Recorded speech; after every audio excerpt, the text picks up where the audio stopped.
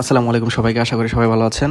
আজকে আমি যে বিষয়টা নিয়ে আলোচনা করব সেটা হচ্ছে বিসিএস প্রিলিমিনারিতে কেন বারবার আপনারা ফেল করছেন, কি সমস্যা, কোন জিনিসটা আপনাকে অ্যাভয়েড করতে হবে, কোন জিনিসটা আপনাকে ফলো করতে হবে সেই বিষয় নিয়ে। তো আশা করি সবাই পুরো ভিডিওটা দেখবেন। প্রথমত, অনেকেই দেখছি আমি যে 4 থেকে 5টা বিসিএস প্রিলি দিয়েছে কিন্তু সাকসেসফুল হইতে পারে নাই। অনেকে আছে প্রথম থেকেই সাকসেসফুল হয়। তো কী স্ট্র্যাটেজি যেগুলো আপনি ফলো করছেন না, যার কারণে আপনি প্রত্যেকটা পিড়িতে বারবার একই ভুল করতেছেন, তো সেই সব বিষয় নিয়ে কথা বলা যাক। প্রথমত, আমাদের যে সমস্যাটা হয়, আমরা কি পড়ব আর কি ছাড়বো সেই জিনিসটা আমরা বুঝতে পারি না। কোনটা ইম্পর্টেন্ট না সেই জিনিসটা আমরা বুঝতে পারি না। এর কারণ হচ্ছে আমরা 80/20 রুলটা বুঝি না। তো 80/20 রুলটা কি? 80/20 রুলটা হচ্ছে আপনার সিলেবাসের এমন কিছু টপিকস আছে যেখানে আপনি 20% টাইম দিলে 80% রেজাল্ট পাবেন, অর্থাৎ সেগুলা খুবই গুরুত্বপূর্ণ টপিকস। সেখানে আপনি কম এফোর্ট দিলেও ভালো একটা আউটপুট পাবেন। আর কিছু টপিকস আছে যেগুলোতে আপনার 80% টাইম যাবে, বাট আপনি যেটা আউটপুট পাবেন সেটা হচ্ছে 20%, অর্থাৎ সেগুলো খুবই কম গুরুত্বপূর্ণ। তো আপনাকেই শুরুতেই বুঝতে হবে কোন জিনিসটা গুরুত্বপূর্ণ এবং কোন জিনিসটা গুরুত্বপূর্ণ না। তো আপনি আমার পরবর্তী ভিডিওতে সেই জিনিসগুলো আপনারা জানতে পারবেন। এরপরে কারণ নাম্বার 2তে যেটা আসে সেটা হচ্ছে আমরা অনেকেই আছে টাইম ম্যানেজমেন্ট করতে পারি না।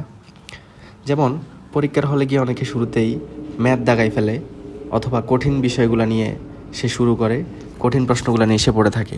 এক্ষেত্রে যেটা করতে হবে সেটা হচ্ছে শুরুতেই আমার সহজ যে বিষয়গুলো সেগুলো নিয়ে শুরু করতে হবে। যেটা পারবো না সেটা স্কিপ করব, পরবর্তীতে দেখব।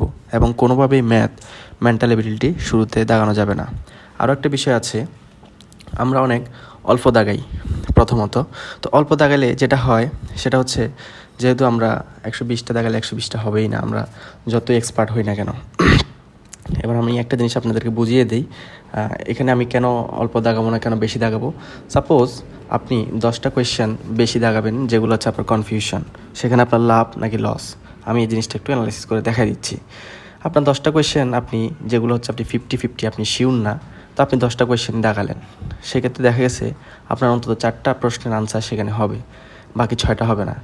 6টার জন্য 3 মার্ক কাটা যাবে, বাকি 6 জন্য যাবে 6-3-9, 10 থেকে 9 বাদ দিলে আপনার 1, অর্থাৎ এখানে আপনার পজিটিভ যে নাম্বারটা থাকে সেটা হচ্ছে 1। 10টার বিপরীতে আপনি একটা নাম্বার পাইলেন, যেটা বিসিএস প্রিলিমিনারিতে আপনাকে অনেক দূরে এগিয়ে নিয়ে যাবে। যদি বাই চান্স আপনার 5টা হয় সেক্ষেত্রে তো আপনি আরও বেশি পাবেন। সো কম দাগানো যাবে না, যেগুলো কনফিউশন আছে আপনাকে একটা রিস্ক নিতে হবে। আবার অনেকে আছে বেশি দাগাই ফেলে, সেক্ষেত্রেও কিন্তু রিস্ক। তা আমি মনে করি মোটামুটি 150 থেকে 160 সেফ জোন, যেহেতু এখন কাটমার্ক অনেক চলে যায়, সেক্ষেত্রে আপনারা এটা ট্রাই করবেন। কারণ নাম্বার 3 যেটা আছে সেটা হচ্ছে অনেকেই জিকে বেসড প্রিপারেশন নেয়, সাম্প্রতিকে বেশি জোর দেয়। এখন সাম্প্রতিক পড়তে গেলে আপনাকে বিশাল সিলেবাস, আপনি কিন্তু পুরোটা শেষ করতে পারবেন না।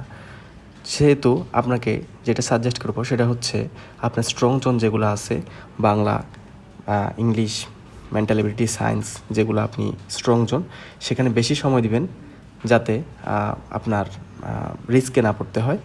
সাম্প্রতিক নিয়ে এত গুরুত্ব দিতে হবে না, সাম্প্রতিক আপনার কমন আসলে আসলো, না আসলে নাই। কিন্তু স্ট্রং জোন যেগুলো, সেক্ষেত্রে যাতে আপনার মার্ক মিস না হয়।